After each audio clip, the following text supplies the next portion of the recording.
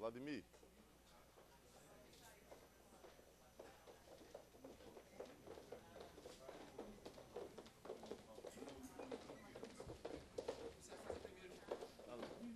Então, é rápido? É rápido. Você quer fazer como você vai fazer logo as comunicações para depois, ou você vai usar o voto? Então, pronto. Não deixa pro final, né?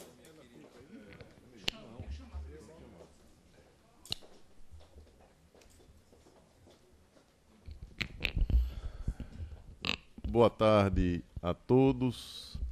Às 14 horas e 6 minutos, eu declaro aberta a sessão do Tribunal Regional Eleitoral do Rio Grande do Norte.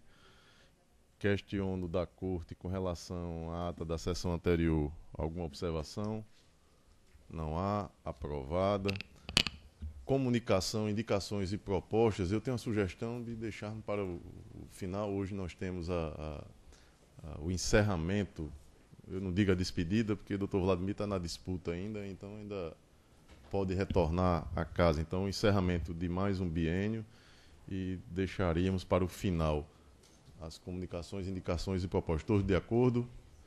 De acordo. Então, iniciamos os julgamentos e no primeiro deles, prestigiando a presença dos advogados e também da desembargadora Judite, que irá atuar em razão da suspeição do desembargador Cornélio, eu convoco a desembargadora Judite para tomar assento à bancada.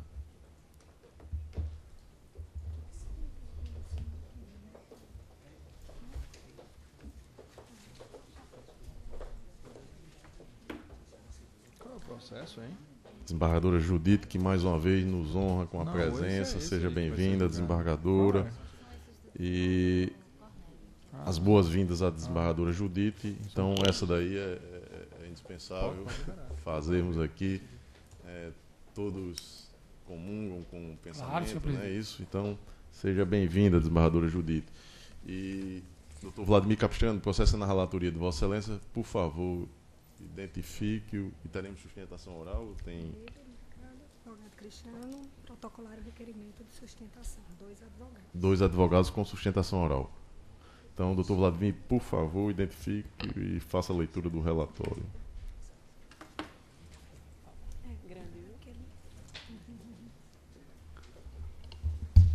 Senhor presidente, trata-se do recurso eleitoral 131.02/2016, procedente de Upanema, 49ª Zona Eleitoral, Mossoró.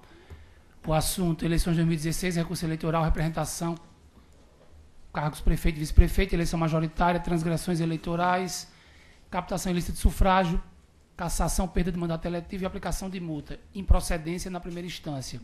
O recorrente é Antônio Onildo Bezerra de Moura, e também recorrente Dácio Regis Bezerra, ambos representados pelo advogado Olavo Hamilton Aires Freire de Andrade, que já se encontra presente, e os recorridos Luiz Jairo Bezerra de Mendonça e Raimundo Carlos de Medeiros, representados pelo advogado Cristiano Luiz Barros Fernandes. E passo ao relatório, senhor presidente. Pois não. Trata-se de recurso eleitoral interposto pelo Antônio Onildo Bezerra de Moura e Dácio Regis Bezerra contra a sentença do juiz da 49ª Zona Eleitoral, e a sentença está assentada às folhas 228 a 240 dos autos, que julgou improcedentes os pedidos de aduzidos em sede de representação por captação ilícita de sufrágio, propostas pelos ora recorrentes em desfavor de Luiz Jairo Bezerra de Mendonça e Raimundo Carlos de Medeiros, eleitos no pleito de 2016 para os cargos, respectivamente, de prefeito e vice-prefeito de Upanema. Em amparo à pretensão de reforma veiculada na peça recursal, os recorrentes sustentam, em síntese, que no dia 10 de setembro de 2016, o ora recorrido Luiz Jairo Bezerra de Mendonça, candidato à reeleição, e o seu chefe de gabinete, Nonato Garcia, tentaram cooptar o voto de uma eleitora, Antônia Rafaela, e de seus familiares, mediante o oferecimento de benesse. Em abono à tese, ressaltam que constam dos autos laudos técnicos da Polícia Federal que, segundo afirmam, atestam a rigidez da mídia contendo o áudio da conversa que reputam reveladora da conduta ilícita.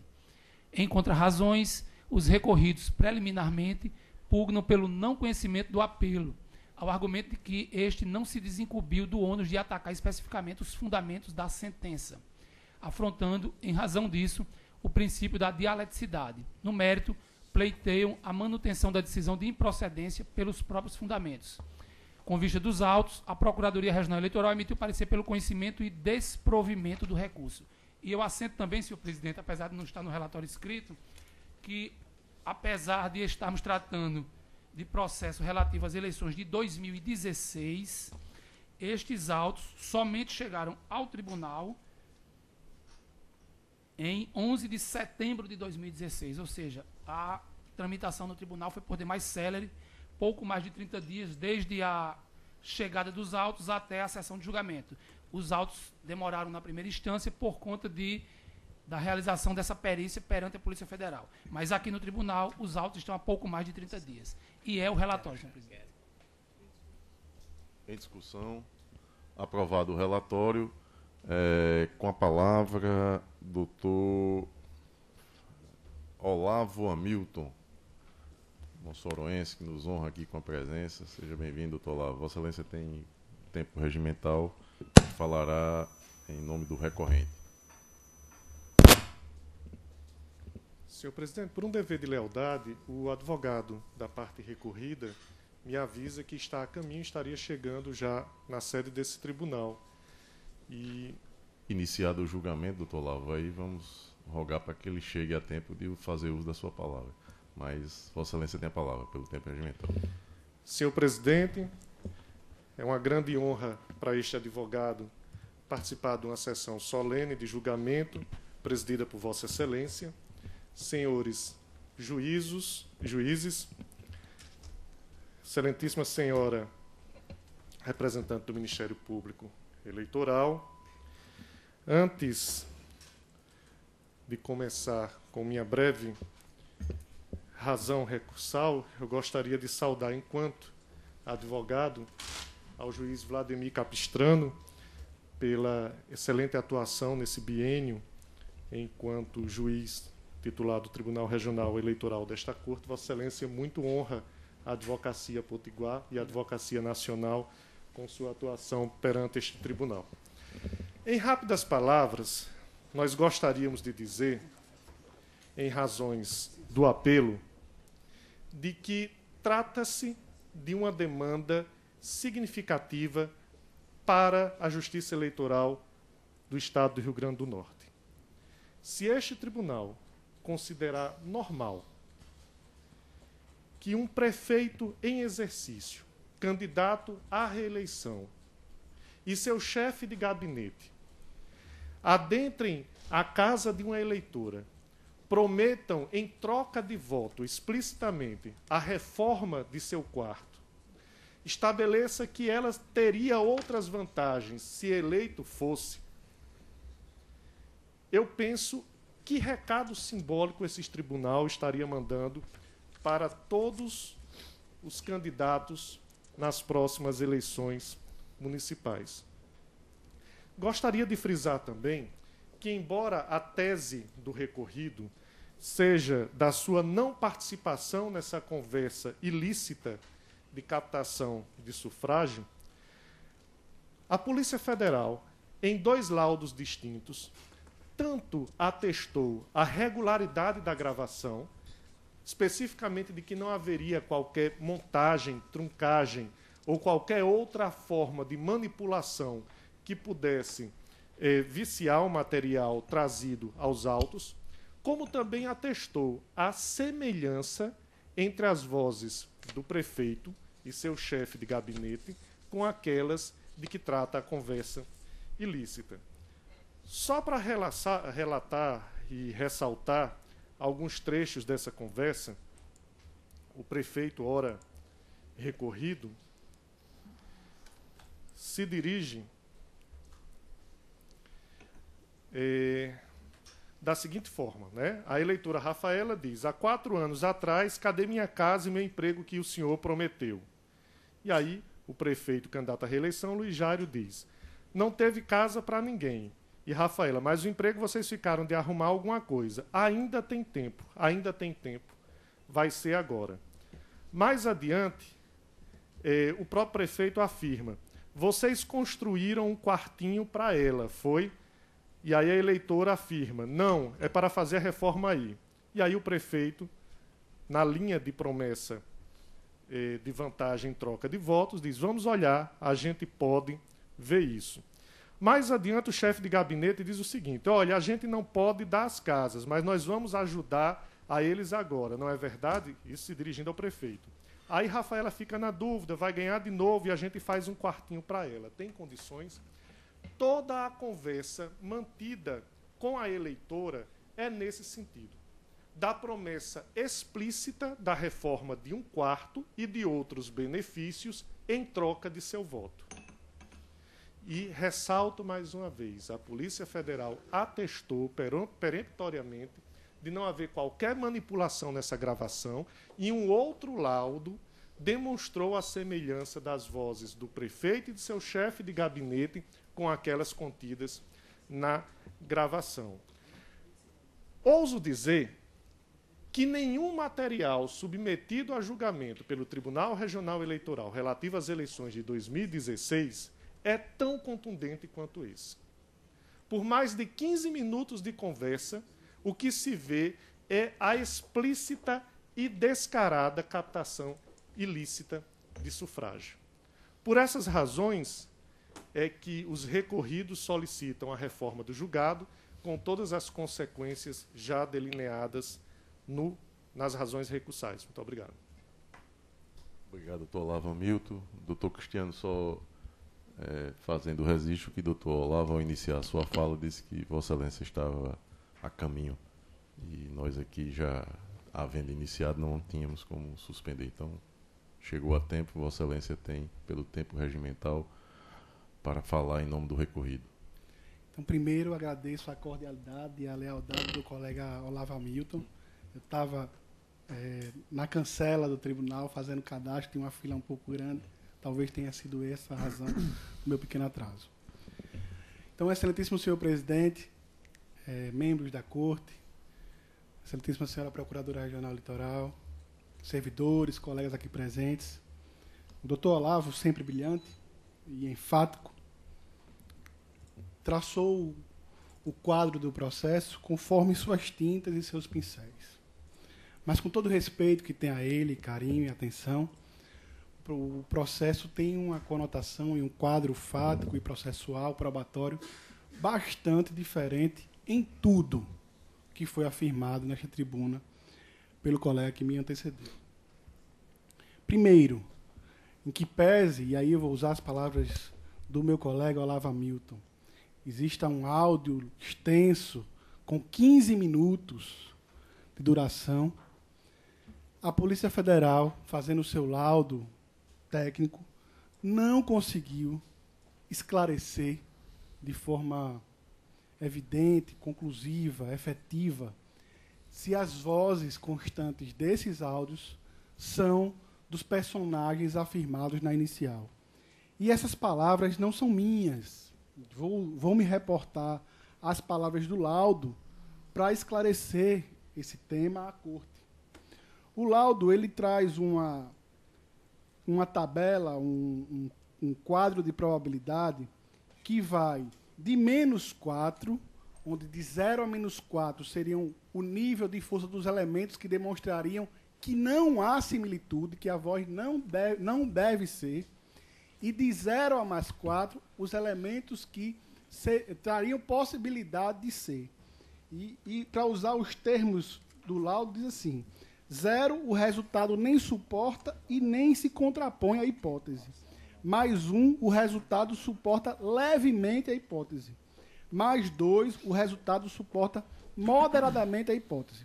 Pois bem, traçando ainda no laudo, ao falar sobre a análise da voz do recorrido Luiz Jairo, o laudo afirma categoricamente que existem poucos elementos de semelhança, de similitude.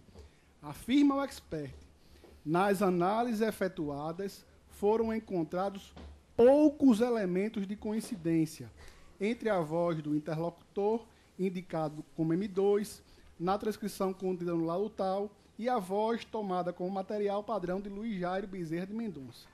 Por essas razões, Ao concluir, o laudo diz, de forma inequívoca, que assinala-se que a comparação referente à voz de Luiz Jairo Bezerra de Mendonça foi extremamente limitada em razão do reduzido tempo de fala do interlocutor M2 na gravação questionada e também pelo fato de ter como padrão um discurso ao público, em que geralmente se usa linguagem mais cuidadosa, diferentemente do áudio questionado.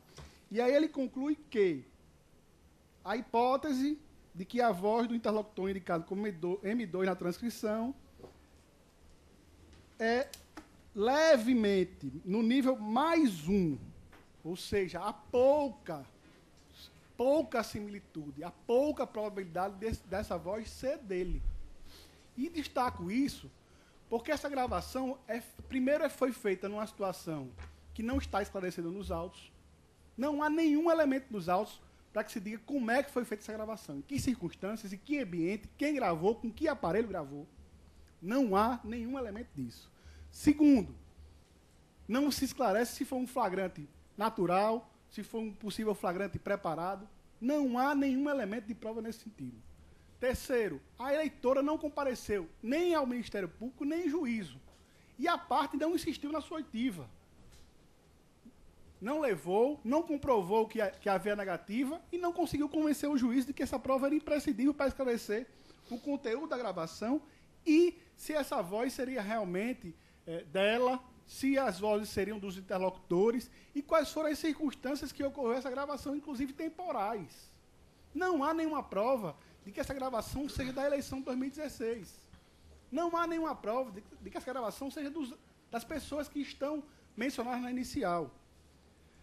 Em situações como essa, esse tribunal já decidiu, inclusive de forma recente, tem um acórdão no recurso eleitoral 2653 de 2018, julgado em junho de 2019, publicado em 14 de junho, onde o tribunal afirma que a gravação, embora o TSE reconheça como lícita a gravação ambiental, ela não deve ser utilizada como única prova e como prova absoluta, especialmente se não existem outros elementos probatórios, a confirmar o conteúdo daquela gravação, a confirmar os elementos que levaram àquela gravação, o contexto fático, momentâneo, temporal. O tribunal diz, ainda que afastada a ilicitude da prova, diante do novo entendimento do TSE, a gravação afigura-se como frágil para respaldar a cassação dos investigados. Haja vista os elementos que circundam a sua produção, tais como forte indício de induzimento pelo interlocutor nas declarações do eleitor alvo da gravação e a ausência de oitiva deste para esclarecer os fatos em juízo. Bem, esse caso, cuja relatoria coube ao doutor Ricardo Tinoco, assemelha-se muito ao aqui trazido a julgamento. Nós temos uma situação em que há um áudio de aproximadamente 15 minutos que supostamente narra um contato de uma eleitora que não confirma se é realmente dela, porque não há nenhuma prova para confirmar se é dela essa voz e em que circunstâncias foi essa gravação, que supostamente teria conversado com os recorridos, que também não há uma prova segura, nem minimamente, conforme laudo da Polícia Federal, de que essas vozes são dessas pessoas. E ela não comparece em juízo para esclarecer nada, não há nenhuma outra prova a corroborar, não há nada nesses autos. Infelizmente, os recorrentes não conseguiram comprovar o alegado na inicial. A instrução foi pálida, foi fraca, foi frágil. E não há como, é sabido que a jurisprudência do TSE e dessa corte afirma de forma clara que não há como se afastar o mandato legitimamente dado pelo povo por provas frágeis, por achismos, por ilações. E é justamente esse caso dos autos. Não há nenhum elemento seguro a coincidir primeiro, que as vozes são dos recorridos. Não há, conforme laudo técnico da Polícia Federal, nenhum elemento seguro. Inclusive, com relação ao recorrido Luiz Jairo, ele afirma categoricamente, são poucos os elementos. E numa escala de 0 a mais 4, classifica como mais 1. Ou seja, são leves, são poucos os elementos. E segundo momento, não há nenhuma clareza de que esse áudio refere-se à eleição de 2016. Não há nenhum marco temporal a vincular essa conversa à eleição de 2016. Terceiro, não há prova das circunstâncias dessa gravação. Foi em ambiente privado, foi em ambiente público, quem gravou, por que modo, houve uma preparação para gravar, ou seja, há indícios de flagrante preparado. Não há nenhuma clareza nisso. Esse áudio não pode ser usado como prova diante de tamanha incerteza dos elementos que o circundam. E, por fim, destaco a Vossas Excelências que tanto a sentença de piso quanto o parecer da Procuradoria Regional reafirmam isso. Reafirmam a palidez da prova.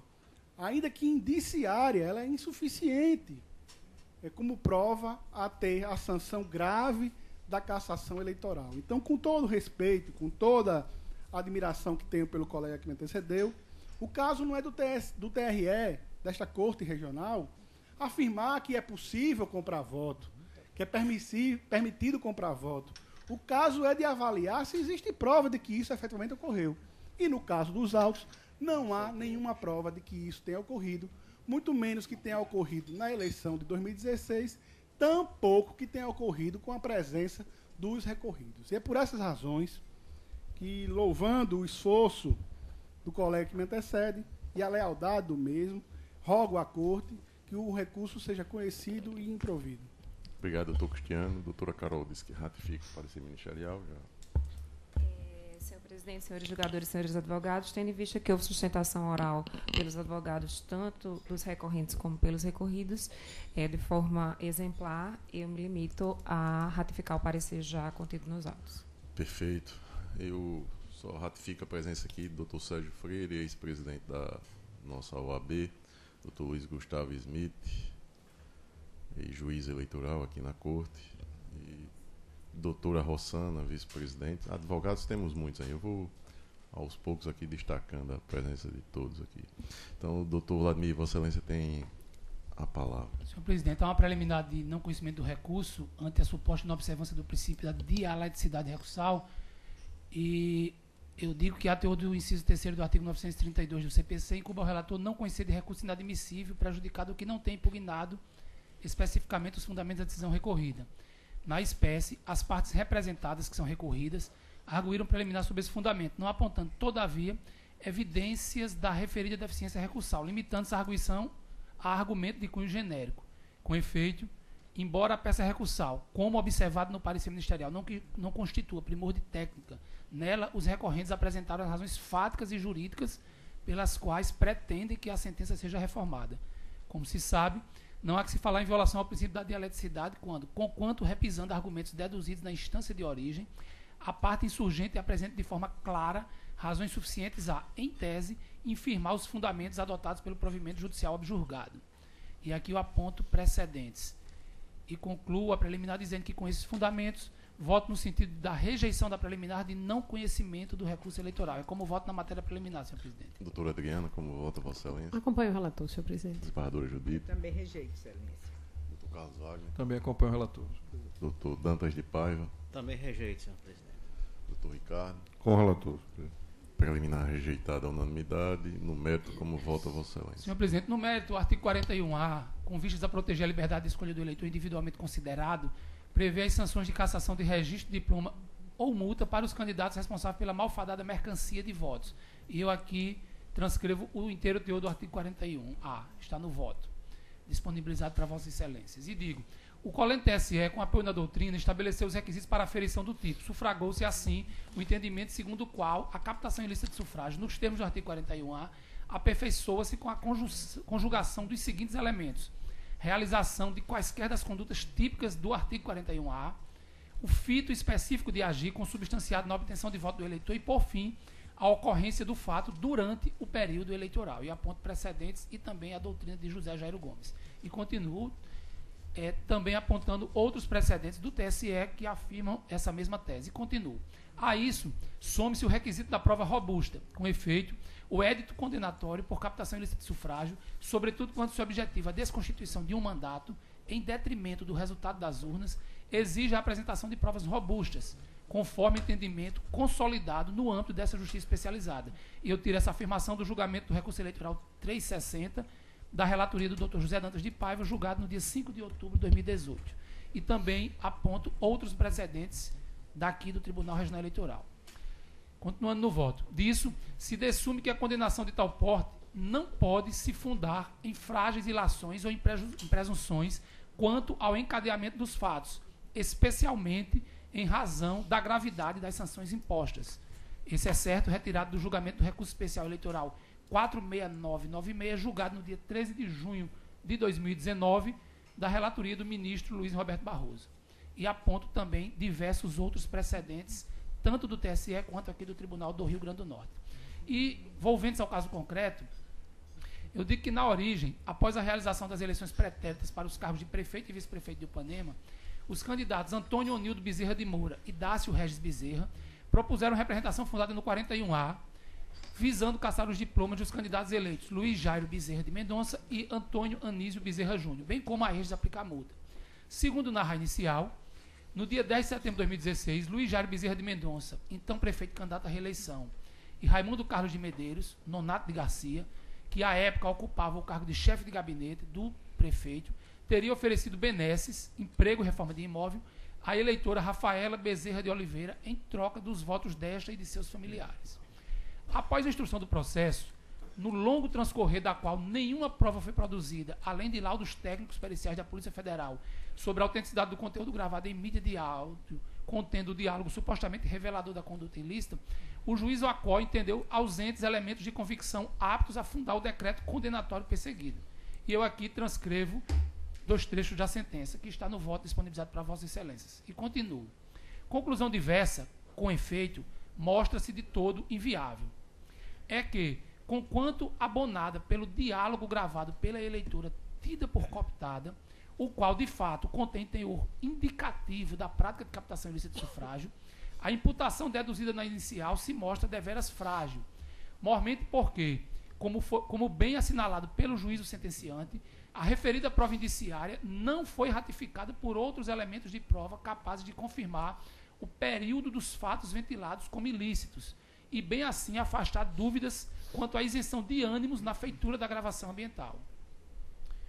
Por elucidativo, colaciono-se os seguintes excetos do parecer da douta Procuradoria Regional Eleitoral. E aqui eu transcrevo trechos do parecer da Procuradoria que foi exarado pelo Dr. Kleber Martins e agora ratificado em plenário por doutora Caroline. E continuo. A propósito, em recente julgado, no qual figurava como única prova o diálogo gravado durante um evento partidário, sobre a qual não pesava indício da existência de manipulação da conversa ou de flagrante preparado, o TSE deu provimento a recurso especial para afastar as sanções por prática de captação ilícita de sufrágio e de abuso de poder econômico imposta pelo TRE de São Paulo, uma vez que entendeu a colenda da Corte Superior que, e aqui entre aspas, a fundamentação do acórdão recorrido no sentido de que foi celebrado ajuste em conteste com a finalidade de loteamento da coisa pública, baseou-se em ilações feitas a partir de uma única prova que sujeita a interpretações diversas. Esse é o recurso especial eleitoral 46996 da relatoria para o acordo do ministro Luiz Roberto Barroso, e que eu já fiz referência no capítulo anterior deste voto. Com efeito, ante a gravidade das sanções impostas na condenação pela prática de captação ilícita de sufrágio ou abuso de poder, a jurisprudência exige a presença de provas robustas, não podendo, assim, fundamentar-se em meras presunções ou ilações firmadas em provas indiciárias não confirmadas em juízo. Em tal quadro de destarte, na qual não se mostra possível visualizar a presença dos pressupostos legais mínimos para configurar a prática de captação ilícita de sufrágio, a manutenção da sentença de improcedência é medida que se impõe. Ante o exposto, em consonância com o parecer da Procuradoria Regional Eleitoral, voto pelo conhecimento e desprovimento do recurso. E é como voto, senhor presidente. Doutora Adriana, como vota Vossa Excelência? Senhor presidente, o relator analisou satisfatoriamente de forma exaustiva a prova dos autos e me parece que, de fato, a míngua de existência de um conjunto probatório robusto que autorize a reforma da sentença, me parece que é realmente o caso de manutenção. Então, eu acompanho integralmente o relator pelo desprovimento do recurso. Desembargadora Judite Nunes, como vota Vossa Excelência? Eu voto nesse mesmo sentido, Excelência. Como disse a doutora Adriana, o relator exauriu a matéria.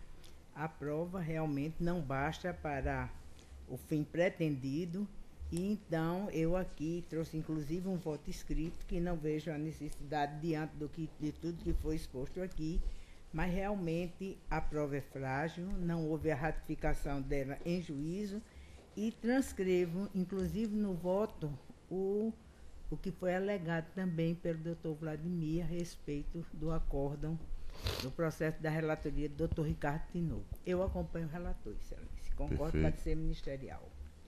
Doutor Carlos Wagner, como vota Vossa Excelência? Senhor presidente, demais componentes deste tribunal, eu inicio meu voto, senhor presidente, talvez tentando responder a uma indagação formulada pelo nobre advogado dos representantes, que indagou esta corte que recado este tribunal daria à sociedade potiguar e ao eleitor em geral se não condenasse os representados por captação ilícita de sufrágio do artigo 41A da Lei 9.504 de 97. Como se sabe, a representação por compra de votos, que é a captação ilícita de sufrágio do artigo 41, pode ser caracterizada apenas com a compra de um único voto. Então, em tese, poderíamos perfeitamente, inclusive com base em sólida jurisprudência do Tribunal Superior Eleitoral, admitir a possibilidade de uma condenação prevista na lei, no próprio artigo 41A, que permite a aplicação das sanções, que se não são sanções criminais, e realmente não são sanções criminais, estão sujeitas ao direito eleitoral sancionatório, portanto, ao regime previsto na lei de inelegibilidades. É o procedimento dessa representação, captação ilícita, segue o procedimento da lei 6490 de inelegibilidade, e se está sob o julgo dos princípios que regem o direito eleitoral sancionatório, devem ter um cuidado especial quanto às formas, porque as formas no processo, diferentemente do processo civil clássico, que sempre preconizou a instrumentalidade das formas, não se aplica toda aquela filosofia de instrumentalidade das formas, de se aproveitar a prova para fins de tornar o direito, no âmbito do processo civil efetivo, não se aplica no âmbito do direito sancionatório.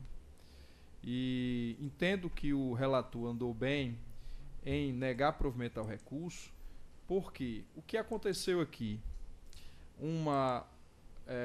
A presença de indício, o indício é forte, um áudio de 15 minutos demonstrando um diálogo entre uma eleitora e candidatos que prometiam determinadas benesses para ela e para os seus familiares em troca do voto, e, em princípio, como indício, não haveria dúvida de que se configuraria possivelmente uma captação.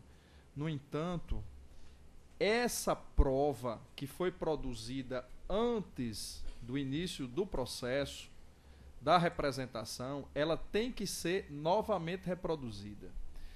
E o relator fez referência à existência de uma perícia pela Polícia Federal para demonstrar a autenticidade. Mas essa perícia, ela não demonstra, ela não assegura o contraditório ampla defesa, porque o contraditório ampla defesa teria, se fosse aqui homenageado, o condão das partes impugnarem esse conteúdo. E esse é o momento. Daí a beleza do processo. O processo, ele existe como um instrumento de contenção da voracidade do Estado, do poder acusatório do Estado, e muitas vezes de pessoas que têm legitimidade ativa para propor a representação, captação ilícita de sufrágio, e o processo serve exatamente para permitir essa impugnação, a contradita, a possibilidade de se desconstituir, a possibilidade de desconstituir uma alegação. Se fôssemos condenar por captação ilícita, neste caso concreto aqui, a meu sentir, não se daria nem oportunidade dos representados dizer: ei, O que foi dito nesse contexto, foi dito de outra forma.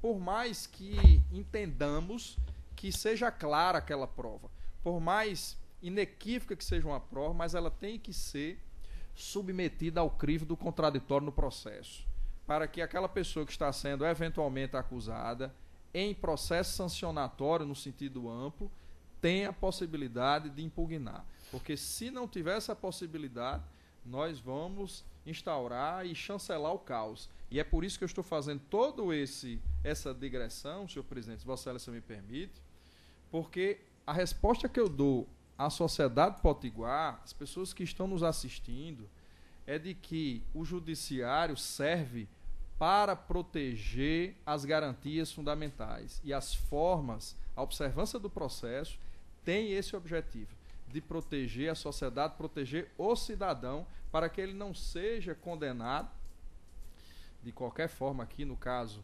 a cassação do registro ou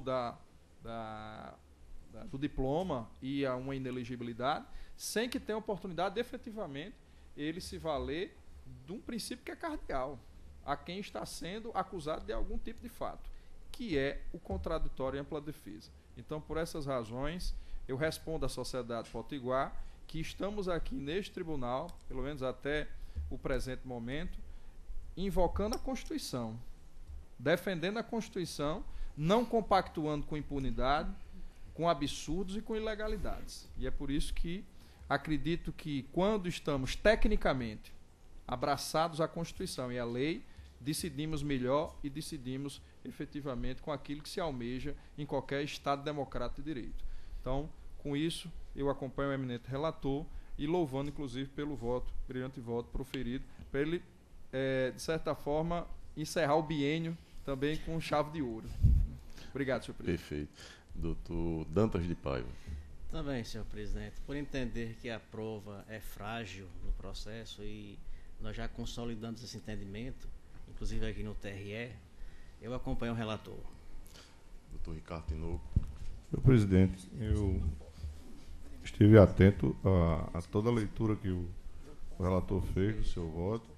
Desde já sinto a necessidade de elogiá-lo pelo conteúdo, pelo caráter escorreito da análise que ele fez do processo. E eu queria, muito resumidamente, dizer que a compreensão que ele tem do caso concreto tem como premissa básica, e é sobre esse aspecto que eu vou me ater rapidamente no voto, que agora estou a lançar, aquilo que às vezes se olvida, se esquece, quando se está diante da necessidade de se proferir um julgamento, que é a relação entre o tipo de prova, o nível, a gradação do conteúdo probatório que se está a examinar e o tipo de decisão que se vai proferir. Eu quero dizer que uma prova advinda da escuta, que agora já se sabe, sobre ela não há mais a pecha da ilicitude em função do entendimento já sufragado no TSE. Não pode ser, só por só, considerada uma prova inane, uma prova insuficiente. Ela pode ser muito bem suficiente para formar convencimento judicial, sim. Ainda que ela não traga um juízo de convicção plena, um juízo de convicção total, que assegure certeza, ou como os antigos gostariam que fosse, aquela ideia já até ultrapassada, filosoficamente, de verdade absoluta. O problema é que, para que ela conduza esse tipo de decisão, a decisão que se está a proferir não pode ser um julgamento definitivo e de mérito. Ele deve ser um julgamento, uma decisão de natureza provisória, em caráter, no mais das vezes, sumário, quando não voltado exclusivamente à provisão de tutelas de urgência, como se dá, por exemplo, no âmbito das decisões de natureza meramente acautelatória. Nós estamos diante, muito ao revés, de um julgamento de natureza definitiva. Portanto, o propósito dele, o objeto sobre o qual ele incide, é o mérito da própria conduta testificada nos autos, E, portanto, o exercício de um juízo de cognição sumária não é suficiente.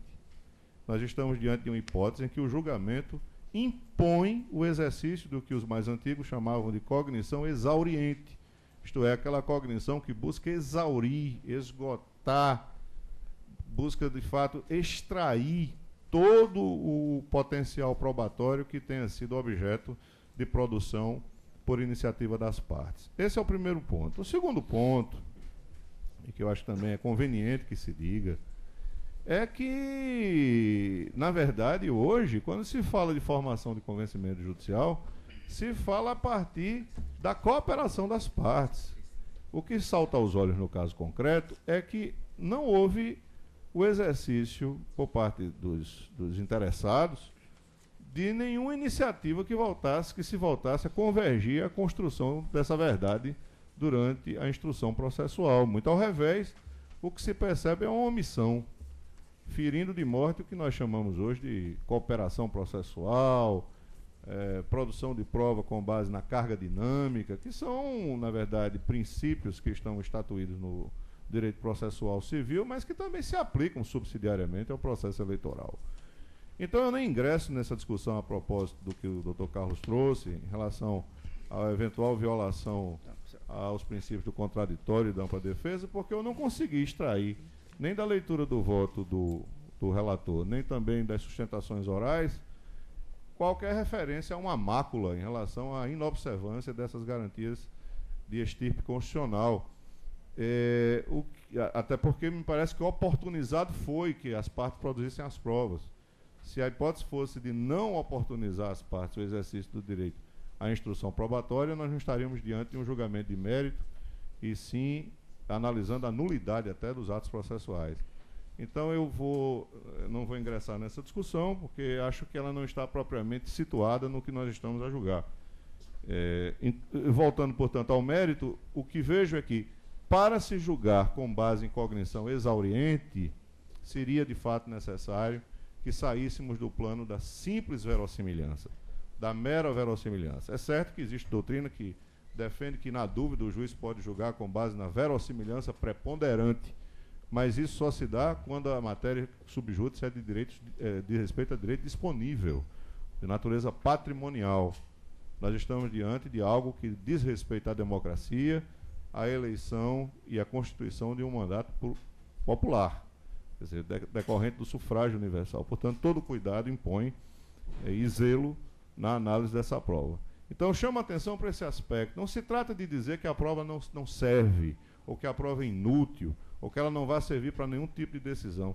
Essa prova produzida poderia sim servir para alguma decisão, mas não essa decisão que nós estamos a proferir, já que ela diz respeito ao mérito do próprio processo. Portanto, com essas considerações, eu vou acompanhar integralmente o relator. Perfeito. Eu parabenizo os advogados, doutor Olavo, doutor Cristiano, pela brilhante atuação, e o meu voto é no mesmo sentido do relator.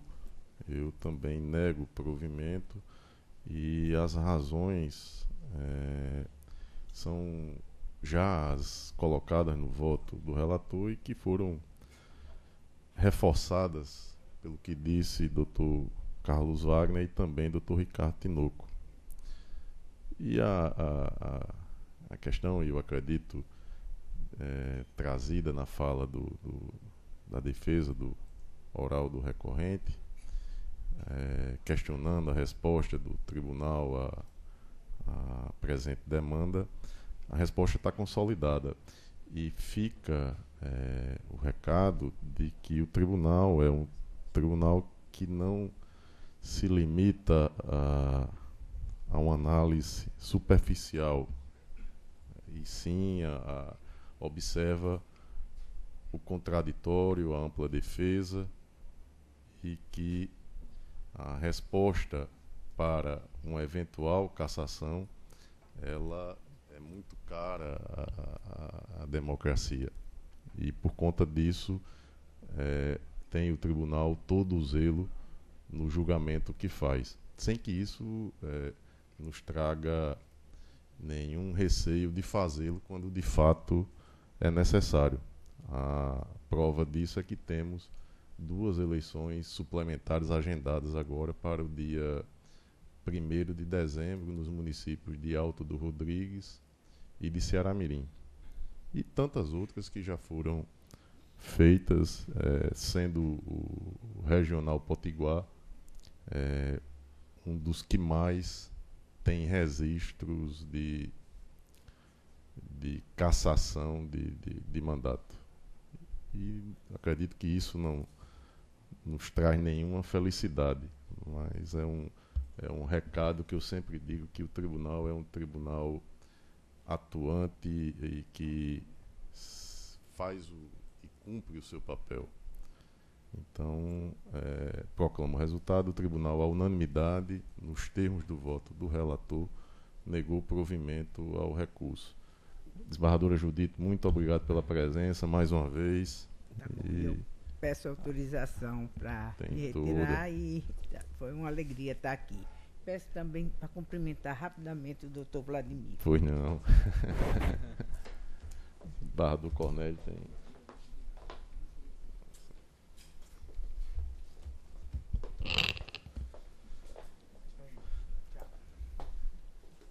Permaneça conosco, desembargador Judite. Tem ainda. Vai ser rapidinho aqui para.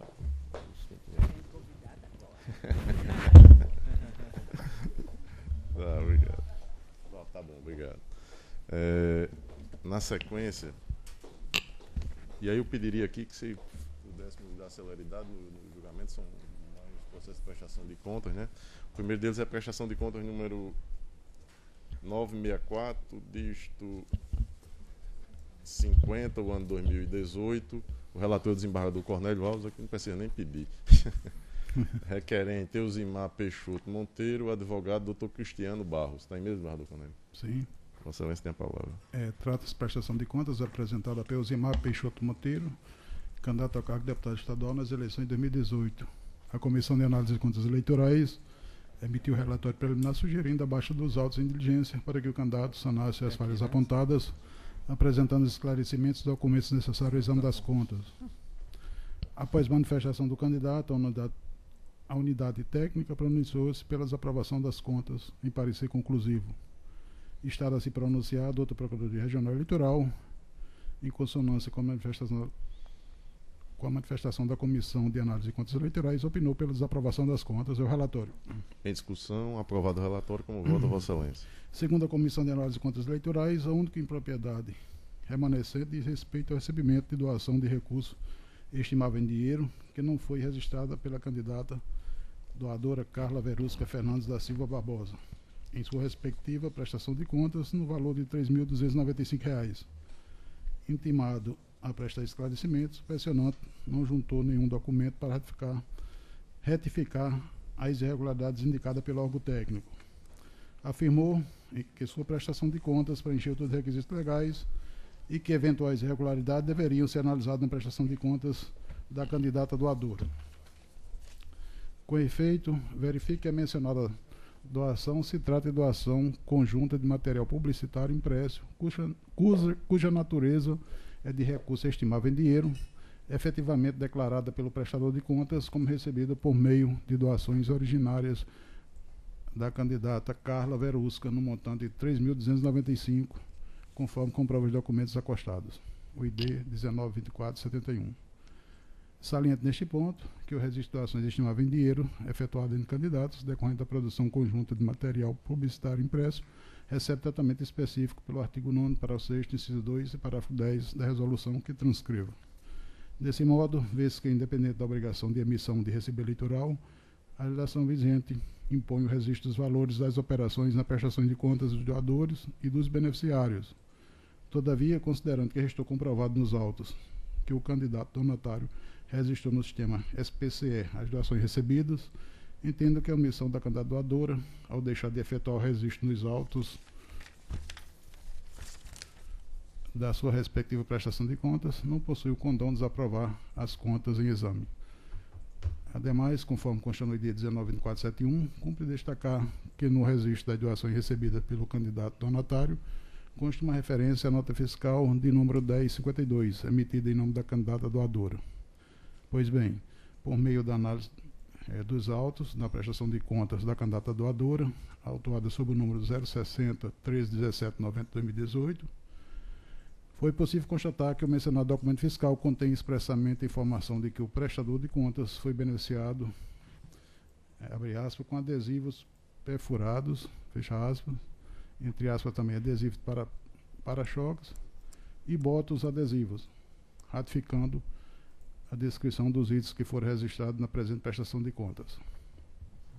Transcrevo um julgado acerca da matéria e digo: logo, a falha apontada não maculou a movimentação contábil, incidindo na espécie o disposto no artigo 30, parágrafo 2º, letra A da Lei 9.504, segundo a qual e os formais ou materiais irrelevantes no conjunto da prestação de contas que não comprometam o resultado não acarretarão sua rejeição. Ante o exposto, em dissonância com o parecer da Comissão de Análise de Contas Eleitorais e da manifestação da Procuradoria Regional Eleitoral, voto pela aprovação com ressalvas das contas apresentadas por Eusimar Peixoto Monteiro, alusivas à candidatura de deputado estadual nas eleições de 2018. É como voto. Alguma divergência? Com o relator. Processo julgado à unanimidade nos termos do voto do relator. Seguinte, processo 984/41, ano 2018, relator desembargador Cornélio Alves, requerente Getúlio Teixeira Pessoa, advogado doutor Cristiano Barros. Está em mesa? O braço está ficando curto. Tá ficando curto o braço. Está em mesa assim. Trata-se de prestação de contas apresentado por Getúlio Teixeira Pessoa, candidato ao cargo de deputado estadual nas eleições de 2018. A Comissão de Análise de Contas Eleitorais emitiu relatório conclusivo pela aprovação das contas. Estado a se manifestar, a Procuradoria Regional Eleitoral também opinou pela aprovação das contas. Relatório. Em discussão, aprovado o relatório. Como vota, Vossa Excelência? O voto está disponibilizado, preencheu todos os requisitos legais e eu estou votando pela aprovação das contas. Alguma divergência? Com o relator. Processo julgado à unanimidade nos termos do voto do relator. O seguinte é o processo 227, dígito 82, o ano 2018, relator desembargador Cornélio Alves. E aqui não tenho... Sim, o requerente Raimundo Mendes Alves, advogado doutor Cristiano. Está em mesa, desembargador Cornélio? Está em sim, tem mesmo. Vossa Excelência tem a palavra. Trata-se de prestação de contas apresentado por Raimundo Mendes Alves, candidato ao cargo de deputado estadual nas eleições de 2018. A Comissão de Análise de Contas Eleitorais emitiu parecer preliminar, sugerindo a baixa dos autos em diligência para que o candidato sanasse as falhas apontadas, apresentando esclarecimentos e documentos necessários ao exame das contas. Devidamente intimado, o prestador de contas requeriu dilação do prazo para se manifestar sobre o relatório preliminar, sendo deferida a prorrogação pelo prazo de 5 dias. O candidato apresentou prestação de contas retificadora, juntando petição e documentos complementares. Após manifestação do candidato, a unidade técnica pronunciou-se pela desaprovação das contas em parecer conclusivo.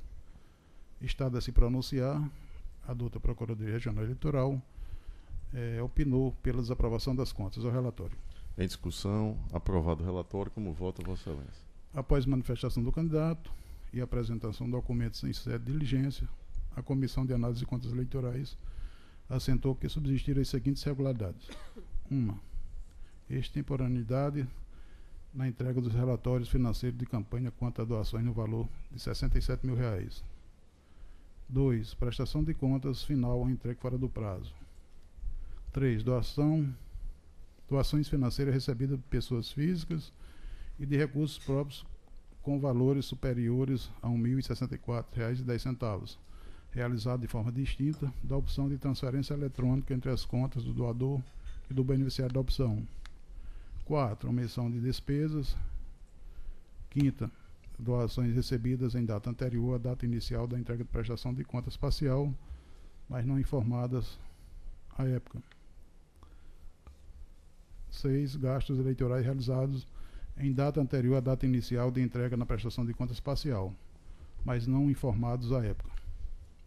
Quanto ao descumprimento do prazo para a entrega dos relatórios financeiros, totalizando o valor de R$ 67.000, a que se refere o item 1, cumpre destacar que, apesar da inobservância do artigo 50, inciso 1 da resolução do TSE, não houve omissão referente a esses recursos, pois que foram apresentados posteriormente, o que reveste dita falha de natureza meramente formal, não sendo suficiente por si só para a desaprovação das contas, nos termos que já foi decidido por esta justiça especializada.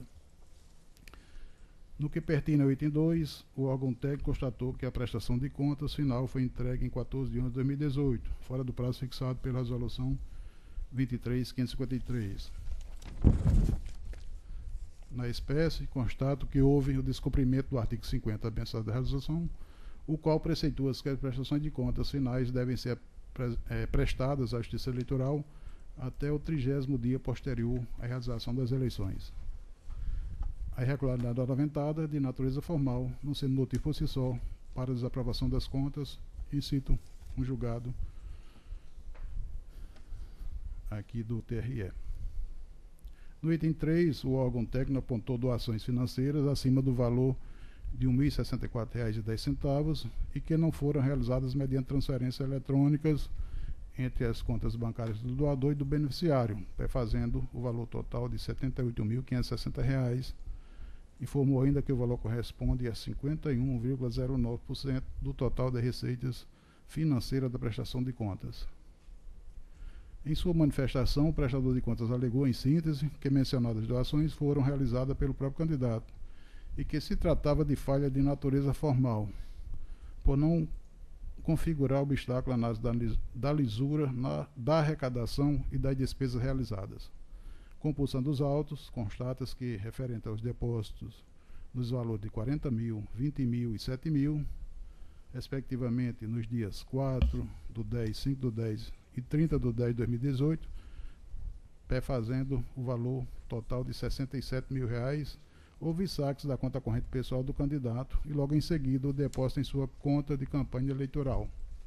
Razão pela qual, quanto a esses valores específicos, embora essas doações não tenham sido realizadas mediante transferência eletrônica, não há como se saber a origem dos recursos. Não obstante, quanto às demais doações, no valor de R$ 5 mil, realizado em 23 de 8 de 2019, 710 e R$ 1.000, realizado em 28 de 8 de 2019, e também no valor de R$ 4.850, realizado em 4 de 9 de 2019, fazendo o valor de R$ 11.560, não há comprovante de saques que permita averiguar se os valores são provenientes da conta corrente pessoal do candidato. Comprovado que as doações foram realizadas através de depósito em espécie e não por meio de transferência eletrônica, constato que houve o descumprimento do disposto contido no artigo 22, parágrafo 1º da resolução 23.553 do TSE. E eu transcrevo o dispositivo que nós conhecemos.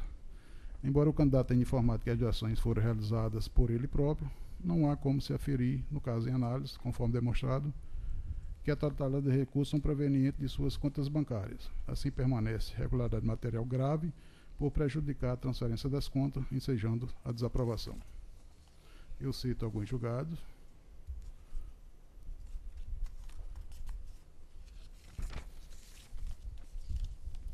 No que pertine ao item 4, o órgão técnico deste tribunal identificou a omissão relativa a despesas no valor de R$ 18.900, correspondente a 11,09% do total de despesas financeiras. Como bem observado pela comissão, no item 9, houve emissão de 19 notas fiscais eletrônicas, tendo como tomador de serviço o prestador de contas, não sendo mencionadas despesas declaradas em sua prestação de contas. Em sua manifestação, o candidato afirmou que a falha apontada foi sanada pela apresentação das contas retificadoras e que as contas deveriam ser aprovadas, ainda que com ressalvas. Da análise à retificadora, observa-se que, referente à parte nas notas fiscais em comento, o candidato apresentou declarações de não execução de serviços e, em relação à outra parte, juntou o distrato de prestação de serviço. As declarações estão subscritas apenas pelo próprio candidato e informam que, durante a campanha eleitoral, houve a promessa de formalização de contrato junto a fornecedores, mas que o contrato não chegou a ser firmado e nem houve autorização para emissão de notas fiscais. Pertinente ao distrato de prestação de serviço, estão subscritos tanto pelo candidato quanto pelo prestador de serviços, e da análise dos contratos referente a esses contratos, verifica-se que alguns foram realizados em 5 de 9 de 2018 e rescindidos em 28 de 9 de 2018, ou seja, mesmo que estasse configurado o distrato, esses contratos perduraram durante parte da campanha e a despesa, mesmo que proporcional para esses casos, deveria ser contabilizada. Há ainda o distrato datado de 6 de 10 de 2018, ou seja, posterior à eleição. Dessa forma, tanto para as notas fiscais emitidas que o candidato declarou não ter realizado contratos, quanto para as notas fiscais em que apresentou distrato de prestação de serviço, deveria, nos termos do artigo 95, para ser testada a resolução, comprovar o cancelamento das notas fiscais e prestar os devidos esclarecimentos firmados pelo fornecedor.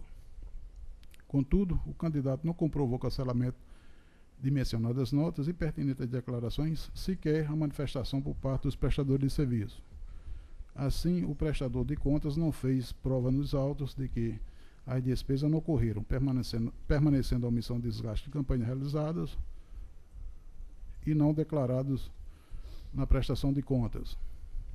A omissão em comento é outra irregularidade grave, juntando-se a uma anterior, pois afasta a prestação de contas, despesa realizada, e que nela deveria constar, prejudicando a ampla fiscalização por parte da Justiça Eleitoral dos gastos de campanha, ensejando a desaprovação das contas nos termos do artigo 16 da mencionada resolução.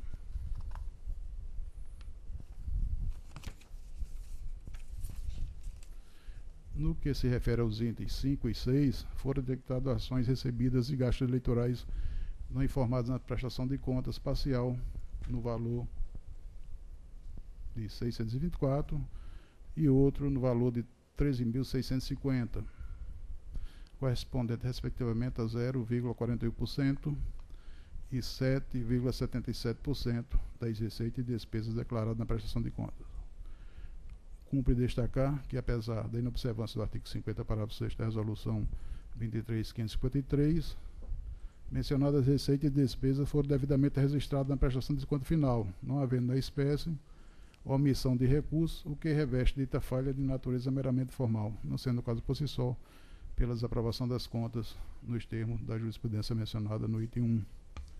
Conforme demonstrado, a prestação de contas contém várias irregularidades, algumas delas de natureza grave, sendo sua desaprovação medida que se impõe. Assim, diante do exposto, em consonância com o parecer técnico conclusivo da Comissão de Análise de Contas Eleitorais e parecer da Procuradoria Regional Eleitoral, voto pela desaprovação das contas apresentadas por Raimundo Mendes Alves, alusivas à candidatura de deputado estadual nas eleições de 2018. É como voto. Alguma divergência? Com o relator.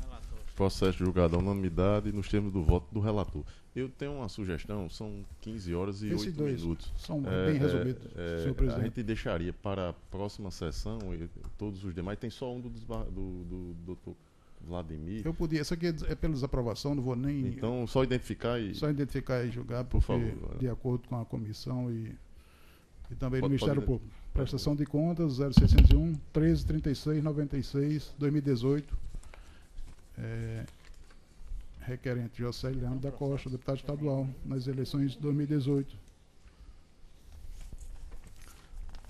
Eu estou votando nesse aqui. Ato exposto em consonância com a manifestação da Procuradoria Regional Eleitoral, voto pelo julgamento das contas como não prestadas de José Leandro da Costa, alusiva à candidatura de deputado estadual nas eleições 2018, nos termos do artigo 52, parágrafo 6º, inciso 6 da Resolução 23.553, aplicando, consequentemente, a penalidade prevista no artigo 83 do mesmo diploma legal, que determina o impedimento de obter certidão de quitação eleitoral até o final da legislatura, persistindo os efeitos da restrição após esse período até a efetiva apresentação das contas. É como voto. Perfeito. Alguma divergência? Com o relator. Processo julgado à unanimidade nos termos do voto do relator. E na sequência, o 0601, 560, 34, também pela desaprovação. Com o relator. Já votei no sistema. Julgado à unanimidade nos termos do voto do relator. Os demais, doutora Adriana, doutor Dantas de Paiva, doutor Ricardo e doutor Carlos Wagner, eu pediria para que a gente deixasse para a próxima sessão, julgaríamos tão somente o doutor Vladimir. São 15 horas e 10 minutos, o compromisso do Mossoró é 19h30. Então, e ainda tem processo administrativo e a despedida do doutor Vladimir. Então vamos deixar assim, fazer assim? Então, doutor Vladimir, por favor, identifique o processo da relatoria de Vossa Excelência para que possamos... Senhor presidente, a prestação de contas 0601 04766, o requerente é Maria Dalva Farias da Silva, advogado Cristiano Luiz Barros Fernando, que está dominando a pauta de hoje. E trata-se de prestação de contas de Maria Dalva Farias da Silva, candidata ao cargo de deputada estadual nas eleições de 2018. A SACEP inicialmente informou a omissão da prestadora, o que foi posterior, no dever de prestar contas, o que foi posteriormente suprimido mediante a apresentação das contas. Posteriormente, houve a informação da não existência de habilitação de advogado nos autos, o que levou inclusive a Procuradoria a opinar pelo julgamento das contas como não prestadas. Falha essa que foi posteriormente sanada pela candidata prestadora, e a Procuradoria emitiu nova manifestação pela aprovação com ressalvas, e é o relatório. Em discussão, aprovado o relatório, como vota Vossa Excelência. Senhor presidente, a única falha apontada foi a extemporaneidade na apresentação das contas, o que a toda evidência não leva à sua desaprovação, e eu estou apontando o voto no sentido da aprovação com ressalvas. É o meu voto. Doutora Adriana. Com o relator, senhor Barra presidente. do Cornélio. Com o relator. Também Doutor com Carlos Wagner, doutor Dantas de Paiva. Com o relator, senhor presidente. Doutor Ricardo. Processo julgado à unanimidade nos termos do voto do relator. Então, encerrada a sessão judicial, vamos à sessão administrativa. Nós temos 2 processos aí, ambos tratam da designação de juiz eleitoral. O primeiro é o processo administrativo número 207, dígito 22, o ano 2019, que trata da designação do juiz eleitoral da 40ª Zona Eleitoral, com sede em Pau dos Ferros, e observado todos os regramentos pertinentes, o juiz designado é o doutor Oswaldo Cândido de Lima Júnior. E aí eu peço o opinamento ministerial. De acordo, senhor presidente. Então, todos de acordo? De acordo. Julgar aprovado a unanimidade. E o seguinte é o 208-07, dígito 07, o ano 2019. Também trata da designação de juiz eleitoral, agora para a 23ª Zona Eleitoral, com sede em Caicó. E o magistrado designado é o doutor André Melo Gomes Pereira.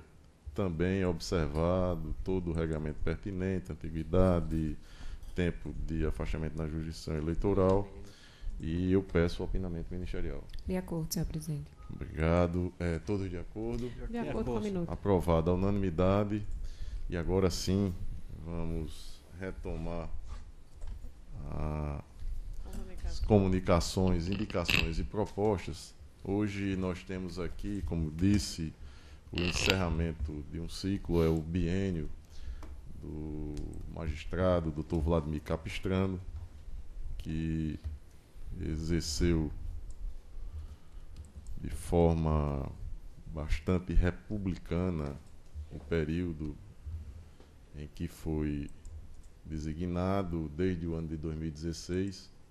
Imaginava ser mais tempo, doutor Vladimir. Imaginava que fosse Vossa Excelência, contemporâneo de Seaba Fagundes, né? Porque é um conhecedor da legislação eleitoral como poucos, reconhecido aqui pelos pares, e, como disse, hoje encerra um biênio. Dr. Vladimir faz parte da lista tríplice que já foi encaminhada ao Egrégio Tribunal Superior Eleitoral e aguarda o resultado, podendo ainda retornar ao nosso convívio aqui na bancada.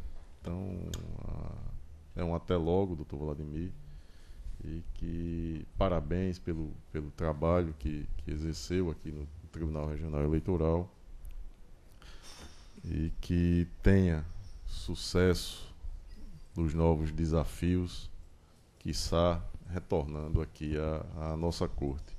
Eu destaco a presença na nossa plateia aí de servidores, advogados. Isso é um testemunho do trabalho realizado por Vossa Excelência, da qualidade, do zelo, da excelência desse trabalho. O Vladimir, que inclusive esteve dando uma contribuição de bastante significado, tanto para o nosso regional, isso é um dos trabalhos realizados, mas também para a advocacia. Ele esteve aqui à frente do Comitê Gestor Regional do Processo Judicial Eletrônico, que agora é implantado no primeiro grau, será ele utilizado já nas próximas eleições. Então, trabalho realizado com zelo e com qualidade. Eu me atrevo aqui a destacar, eu anotei aqui para dessa vez não errar, a presença dos advogados. Eu vou iniciar aqui, doutor Doni Alisson, doutor Abraão, doutor Daniel, doutor Luiz Gustavo, tá ali, cabelo mais branco, então tá... Depois que ele saiu. Depois que saiu, porque aqui era todo... Um abraço, doutor Luiz Gustavo. E aí, na sequência, doutor Rosta, estava na dúvida aqui, doutor Rosta, doutor César. Aí, na sequência, chegou o doutor César Rocha ali, doutora Rossana. Seja bem-vinda, doutora Rossana. Doutor Leonardo, doutor Sérgio Freire, também mais magro, né? Tá. Doutor César Rocha. E na esquerda aqui nós temos o doutor Cristiano, doutor Augusto Maranhão, também numa lista tríplice aí, brigando para o TRT, e doutor Fábio. Então sejam todos bem-vindos aqui ao nosso tribunal. Eu passo a palavra ao desembargador Cornélio. Comunicação, indicações e propostas. Pois não, serei como meu estilo mesmo, assim, de poucas palavras, mas eu quero cumprimentar o doutor Vladimir Capistrano pelo bom trabalho realizado aqui nesta corte, né? Um trabalho de excelência, de muito zelo e dedicação, e destacar também a sua educação, o seu bom trato, o fino trato e a boa convivência, que com certeza nos fará falta. Um abraço. Esperando, né, que, se for o caso, que volte, né? Ninguém sabe se Vossa Excelência voltará ou não. Estamos aqui despedindo só do biênio eleitoral. Não temos certeza se Vossa Excelência nos deixará. Então, um grande abraço. Doutor Carlos Wagner. Senhor presidente, demais integrantes da Corte, estamos vivendo, nesses poucos meses, o segundo momento de um ato suspense, sem saber se essa solenidade será efetivamente de despedida ou um mero até logo. Mas, como aconteceu com a doutora Cibele, que fizemos uma despedida sem saber se iria... Não sabíamos o que iria acontecer posteriormente, mas aí contamos com o bom senso de efetivamente chancelar aquelas designações. O que dizer, senhor presidente, do nosso grande jurista eleitoral, doutor Vladimir Capistrano, e qual é o meu sentimento a respeito disso? Conheço o doutor Vladimir Capistrano há aproximadamente uns 20 anos, e ele sempre demonstrou essa característica ímpar que ele sempre desfilou aqui na Corte Eleitoral. E eu vou dizer que, confesso que estou vivendo uma saudade antecipada. Antes de Vossa Excelência sair, já estou sentindo saudade. Porque a saudade da convivência harmônica e agradável que ele nos proporciona, saudade de suas lições de direito eleitoral como grande mestre, sobretudo quando ele coloca aqueles óculos, vem um grande ensinamento em matéria eleitoral, nos ensina bastante. É uma pena que não convivi mais tempo com ele, com Sua Excelência, doutor Vladimir Capistrano. Saudade das histórias deste tribunal, engraçadíssimas, que ele rememora tirando do baú, né, porque ele tem uma memória fantástica e, de fato, traz à tona situações extremamente inusitadas que ocorreram no passado nesta corte. Acredito que esta convivência durante vários anos efetivamente, senhor presidente, o talhou como um grande julgador. Não há dúvida nenhuma de que Dr. Vladimir Capistrano sempre foi um grande advogado, mantém essa verve advocatícia, mas aqui conquistou, com a convivência com os demais integrantes da corte, muitos juízes por aqui passaram durante esse período em que ele esteve aqui, e não tenho dúvida nenhuma de que talvez esse desejo de ser reconduzido, seja a grande paixão que ele tem por esta corte, pela matéria eleitoral, por esta convivência e por ser esse grande professor que ele sempre demonstrou aqui dentro do Tribunal Regional Eleitoral do Rio Grande do Norte. Desejo a ele todas as felicitações. Como diz o grande poeta potiguar Diógenes da Cunha Lima, a saudade é a memória do coração. Então vai ficar a minha saudade dessa convivência, das nossas brincadeiras ali no nosso lounge íntimo que nós temos, dos aprendizados aqui, dos debates, das divergências que tivemos, do enriquecimento que é essa discussão, mas se Deus reserva ele voltar aqui, né, que seja muito bem-vindo. Mas não sei se é uma despedida, mas se for, assim receba o meu grande abraço, fraternal abraço, de amizade, de admiração, de respeito, porque verdadeiramente, como já foi dito aqui, na sentada de hoje, deste julgamento, você, meu grande amigo Vladimir Capistrano, dignifica em elevada estatura a advocacia do Rio Grande do Norte. Parabéns, muito sucesso. Se for para retornar, retorne também com a sua alegria e a sua empolgação, com o seu óculos também, trazendo o seu magistério em matéria eleitoral. Felicidade e muito sucesso para Vossa Excelência. Doutora Cibele saiu. A doutora Cibele falava com uma facilidade um pouco. Está saindo o doutor Vladimir, que era professor dela, e aí agora o doutor Carlos Wagner aqui vem e ocupa esse vazio que vai ser deixado, né? Doutor Dantas de Paiva. Pois é, senhor presidente, aproveito o momento também para dizer algumas palavras em relação ao doutor Vladimir, que eu conhecia, não tinha convivência com ele, eu conhecia... Desde a infância. Desembargador. Alguns termos eu aprendi aqui, como trazidos pelos advogados na tribuna, como infantilista, que eu procurei no dicionário, não achei, mas Vladimir trouxe um outro, adultilista, né? Então, são alguns termos que foram sendo discutidos, conversados aqui, e talvez fique para os anais deste tribunal. Mas eu divido essa fala em umas 3 dimensões. A inicial é em relação ao tempo que eu conhecia, que eu não convivia com ele, exatamente por ele não ser um infantilista, não advogar na área da infância e juventude, a não ser de vez em quando no plantão judiciário, né? Que nós nos encontrávamos, ele como advogado e eu como juiz. Eu tinha tenho uma boa imagem dele, o que se diz dele no meio da advocacia e também da magistratura e do Ministério Público é de um advogado ético. Então eu conhecia à distância com essas características e esses valores, que eles se confirmaram de fato com a convivência aqui nesses 12 meses e poucos, 18 meses, né? Porque eu estou aqui há pouco mais de um ano. E a convivência tem mostrado que de fato ele é a pessoa que todos dizem ser lá fora, especialmente na profissão e como pessoa, né? Como cidadão. E isso fez com que nós nos aproximássemos dele e também aprendêssemos com ele, especialmente o direito eleitoral. E de fato é um reconhecimento nosso, nós o considerarmos aqui como professor na área de direito eleitoral, porque ele estuda, ele distribui esse conhecimento, e eu tenho certeza que na medida que ele ensina, ele também aprende. E nós estamos crescendo juntos aqui com ele, aqui no plenário, na sentada, no Tribunal Regional Eleitoral, que ganha a justiça. Eu acho que quem ganhou mais com tudo isso foi o próprio Poder Judiciário e a Justiça Eleitoral.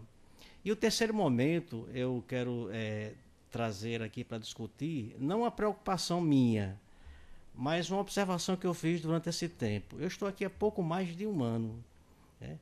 E durante esses pouco mais de 12 meses, talvez 18 meses, eu vi a cadeira andando. A cadeira anda e anda rápido, né? Passa ligeiro.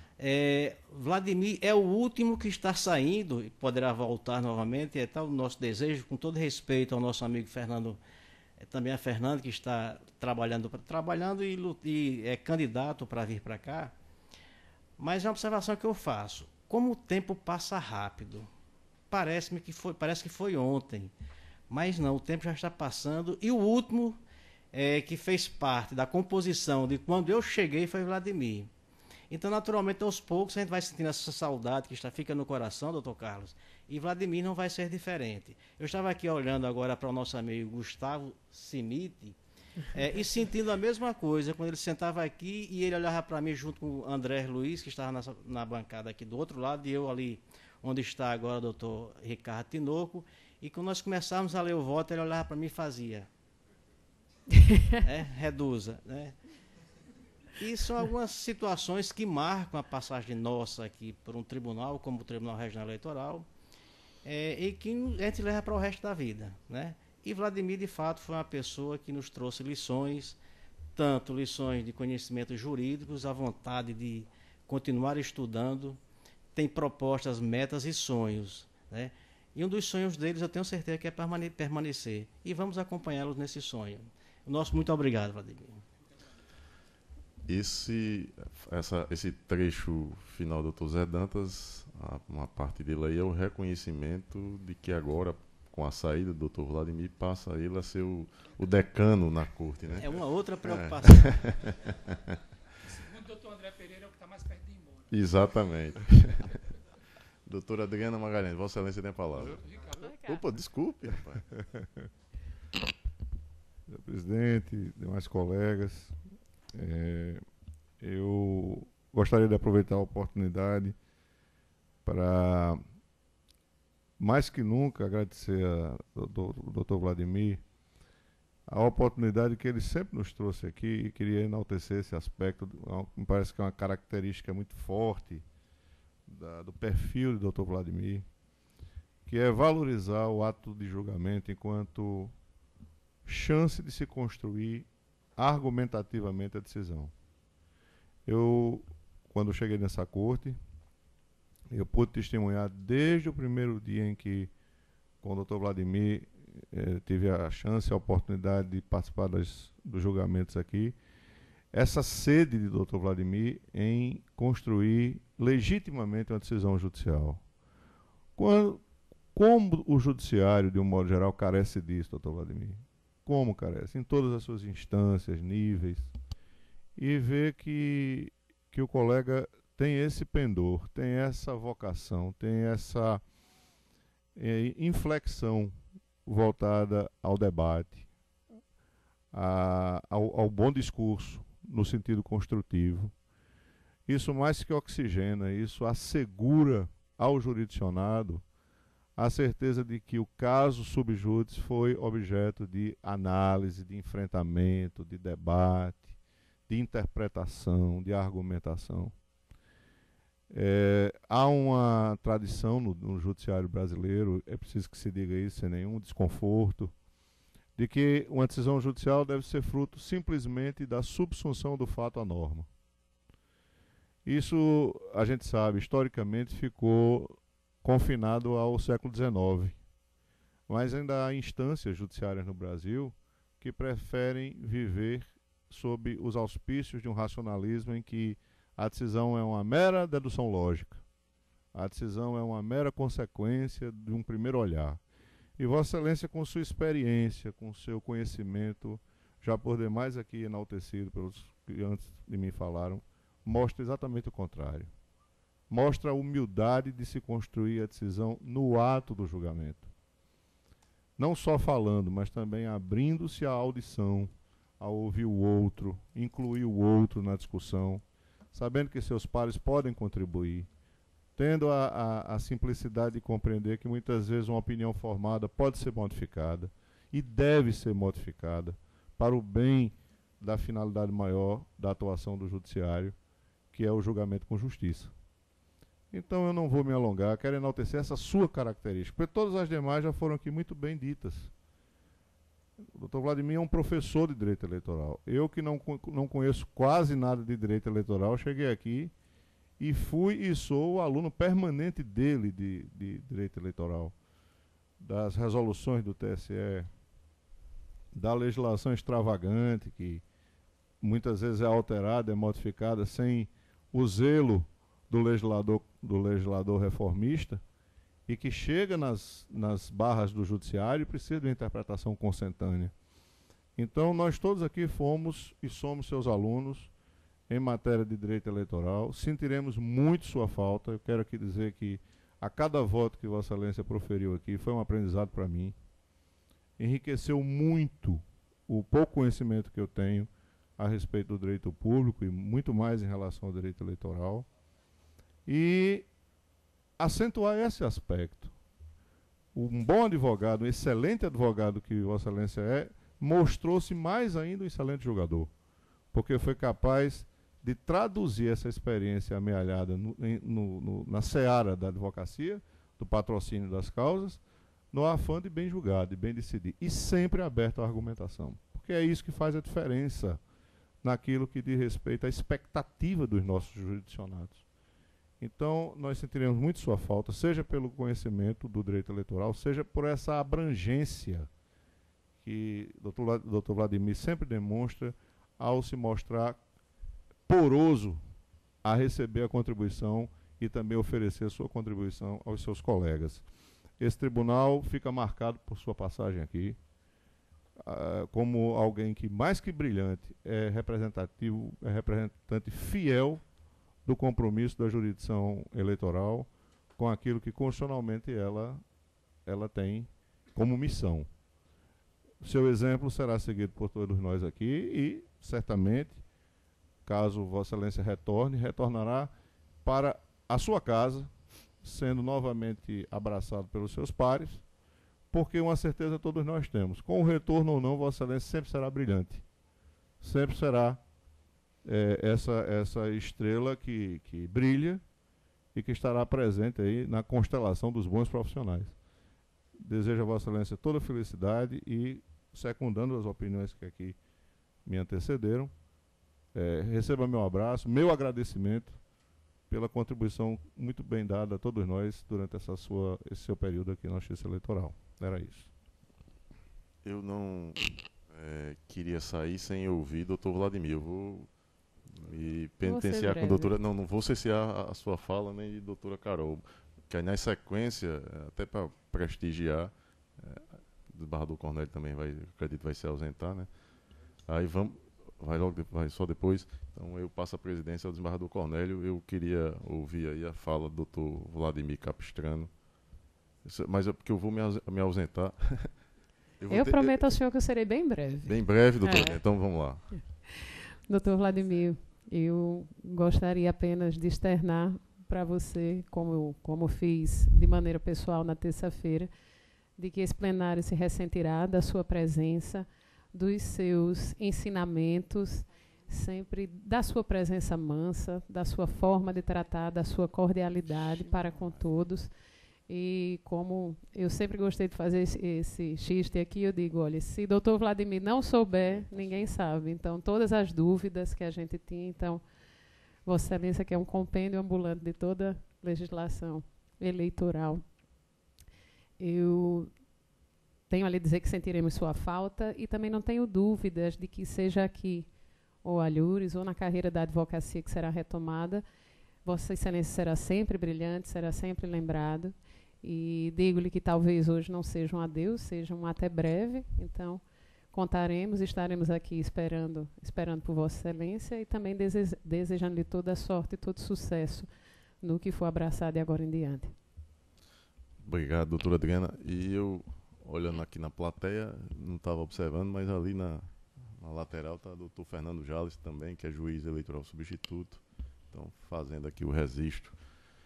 Doutora Caroline. Senhor presidente, vou ser muito breve.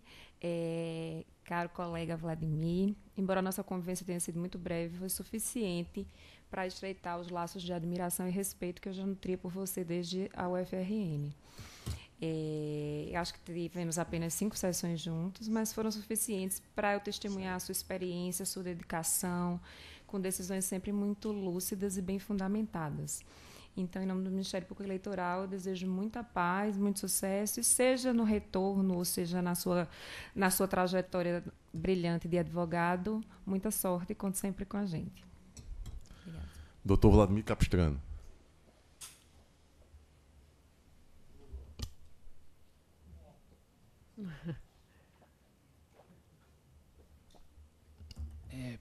Obrigado a todos pelas palavras elogiosíssimas. Eu fiquei até com os pés no chão aqui o tempo inteiro para não acreditar em tudo que eu via e não me sentir muito importante. Então, os pés estão no chão para poder falar, senão a gente acredita no demais na palavra dos amigos, que todas são marcadas pelo signo da suspeição da amizade. Mas, de qualquer forma, muito obrigado a todos pelas palavras elogiosíssimas. Eu sou, por demais, grato pelo sentimento de Vossas Excelências em relação a mim. Escrevi para ficar mais objetivo e não esquecer de nada, ou pelo menos tentar não esquecer. Caros colegas da Corte, senhora Procuradora Regional Eleitoral, colegas advogados que me prestigiam com suas presenças, e eu tomei aqui algumas notas dos que estão presentes, e já peço, inclusive, desculpas se eu omiti o nome de alguém.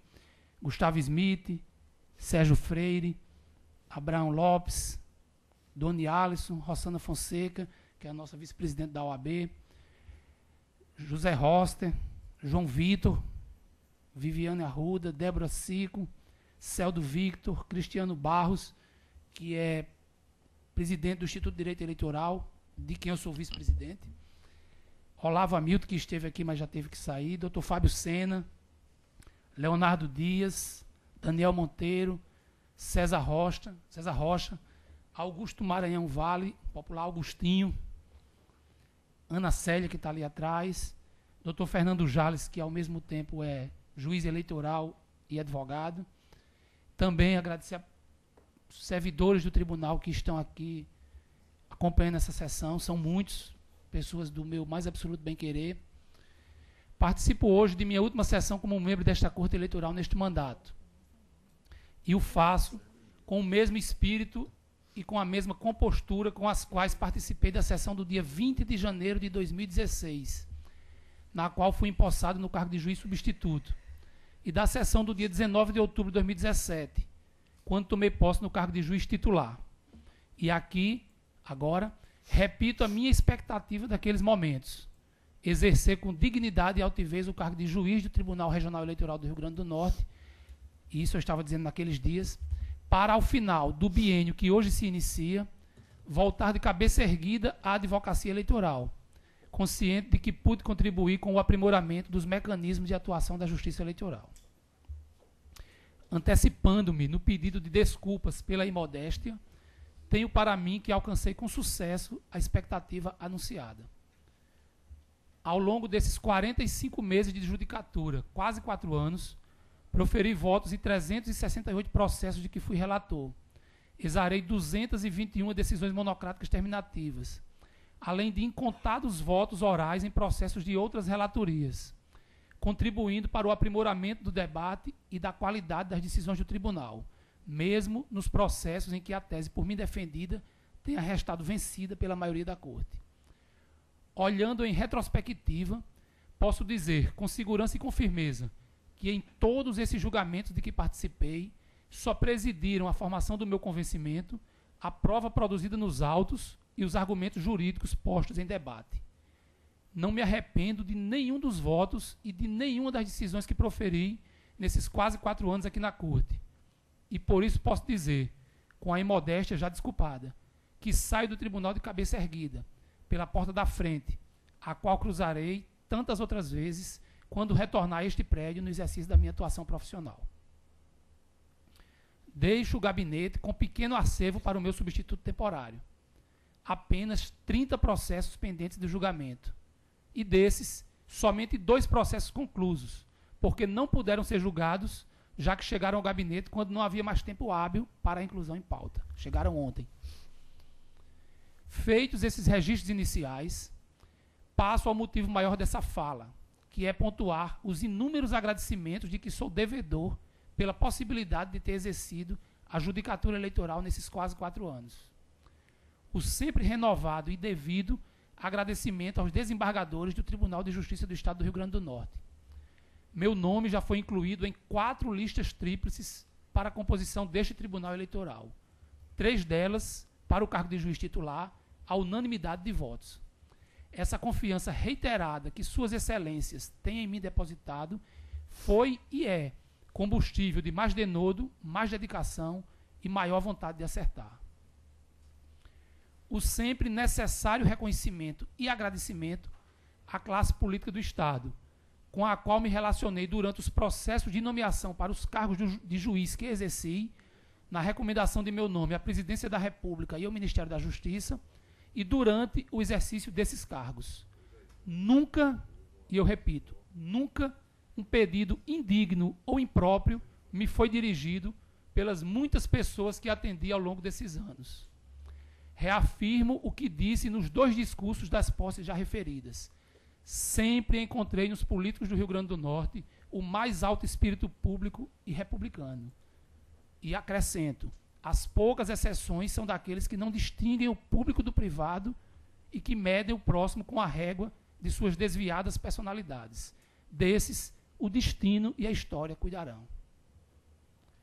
O agradecimento pelo convívio e pela paciência aos membros da Corte, com os quais tive a oportunidade e a satisfação de conviver e compartilhar aqui na bancada de julgamentos a partir da minha chegada, em janeiro de 2016.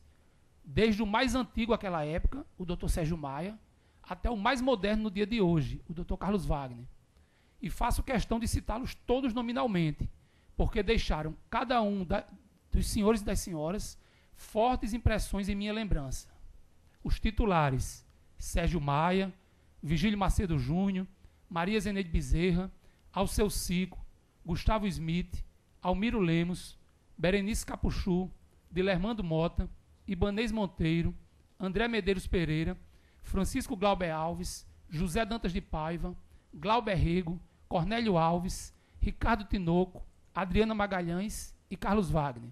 E os substitutos: Herbert Mota, Gilson Barbosa, Geraldo Mota, Amaury Moura Sobrinho, Judite Nunes, Érica Paiva e Dr. Fernando Jales, que apesar de não ter convivido com ele na bancada, porque ele é meu substituto, mas está na composição da Corte.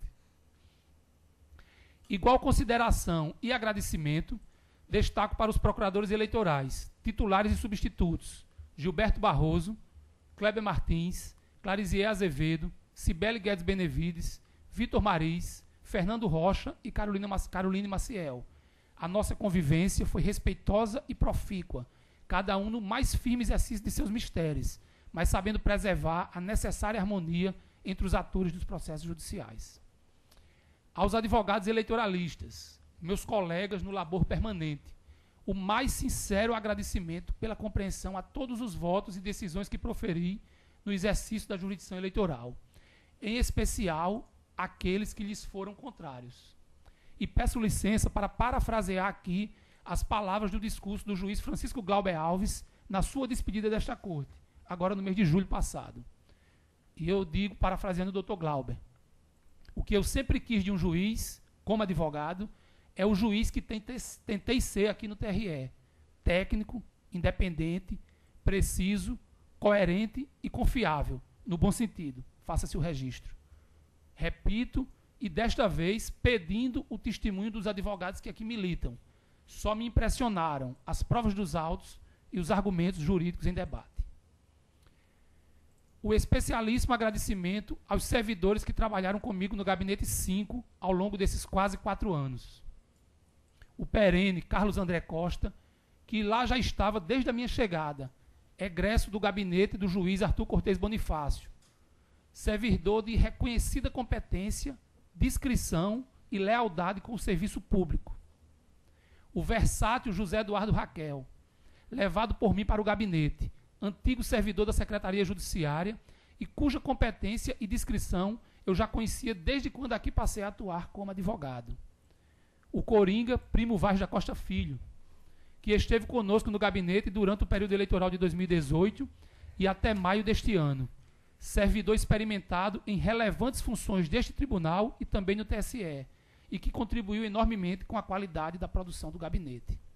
Digo, sem nenhum exagero, que todo o êxito que pude alcançar na função de julgador deveu-se ao abnegado e obstinado compromisso de vocês com a prestação de um serviço público de qualidade, combinando a sensibilidade para estudar profundamente os fatos dos processos com a necessária celeridade dos julgamentos.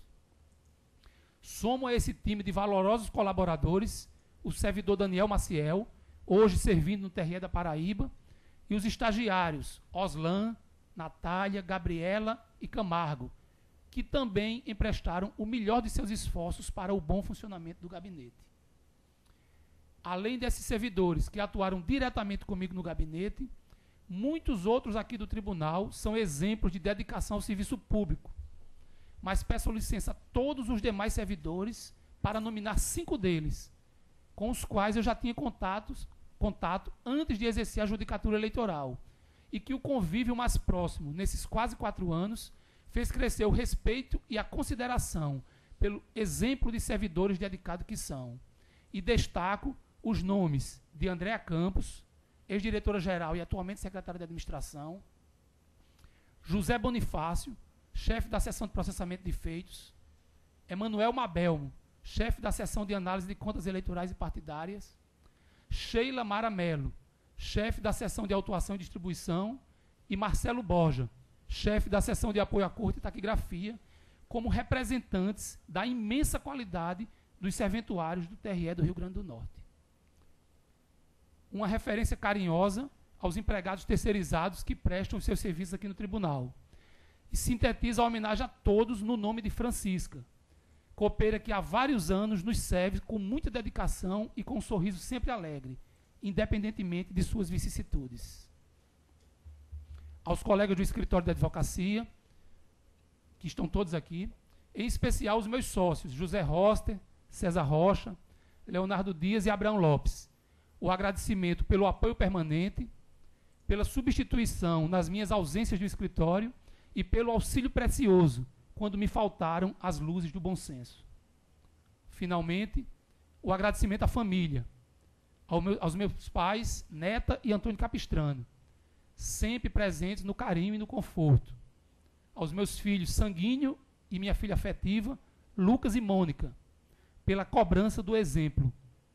Aos meus irmãos corujas, Alexandre e Fabiana, que me orgulham pelo orgulho que sentem por mim. Ao meu sobrinho afilhado e mais novo xodó, Guilherme, razão de muita alegria. E a minha esposa e companheira Marta, que indevidamente teve de suportar alguns ônus dessa trajetória, mas que tem sabido se portar com muita dignidade, e a quem cada vez mais eu dirijo o meu amor e o meu respeito. Obrigado por existirem em minha vida. Agradeço a todos pela presença e pela atenção. Muito obrigado.